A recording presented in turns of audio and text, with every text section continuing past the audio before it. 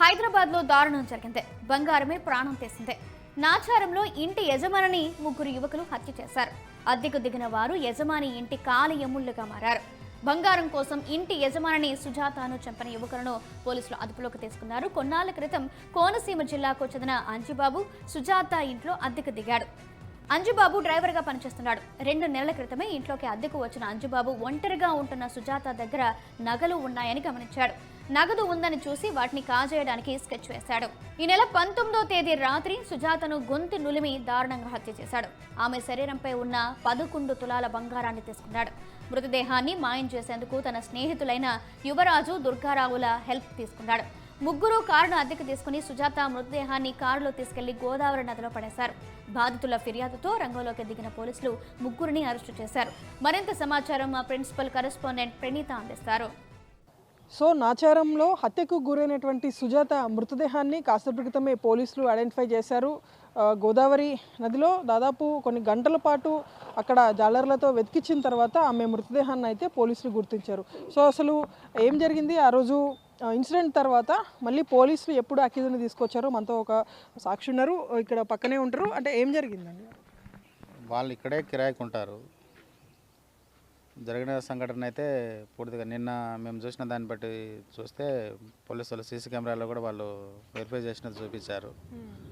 ఒక కారు తీసుకొచ్చి ఇక్కడ పెట్టారు. లోపల నుంచి ఒక మూటను తీసుకొచ్చి డిక్లో వేయడం జరిగింది. అది మొత్తం మేము కూడా క్లియర్గా చూసినాము. ఇంకా లోపల అది వరకే ఆమె ఒంటి మీద బంగారం ఉందని చెప్పేసి అన్నారు.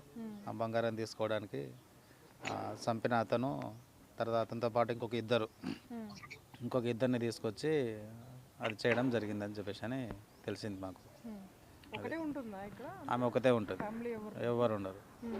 ఆమె ఒకతే ఉంటుంది. మొత్తం బిల్డింగ్ అంతా ఆమెనే మెయింటైన్ చేసుకుంటుంది. ఈ ఇంట్లో ఏదైతే అంజుబాబు ఉంటున్నటువంటి నివాసం ఇది, అండ్ పక్కనే ఓనర్ కూడా ఉంటుంది. సో ఆ రోజు హత్య చేసిన తర్వాత సూట్ కేసులో సుజాత మృతదేహాన్ని ఇదే రూట్లో వీళ్ళు వచ్చారు. సో ప్రజెంట్ సుజాతకు సంబంధించినటువంటి నివాసం పక్కన ఉన్నప్పటికీ మొత్తం అక్కడ నుండి మనకి ఏదైతే డోర్ కనిపిస్తుందో సో ఆ డోర్ నుండి కూడా సుజాత మృతదేహాన్ని సూట్ కేసులో పెట్టి ఎవరికి పక్కన ఉన్నటువంటి వాళ్ళకు కూడా ఎలాంటి అనుమానం రాకుండా ఇదే మార్గం దృష్ట్యా సూట్ కేస్ని, అది ఒక ట్రాలీ సూట్ కేస్ కావడంతో ఇక్కడ నుండి గేట్ బయట ఉన్నటువంటి పార్క్ చేసినటువంటి వాళ్ళ కార్ ఏదైతే ఉందో వాళ్ళ కార్ని కూడా ఎగ్జాక్ట్లీ ఇక్కడే పార్క్ చేశారు.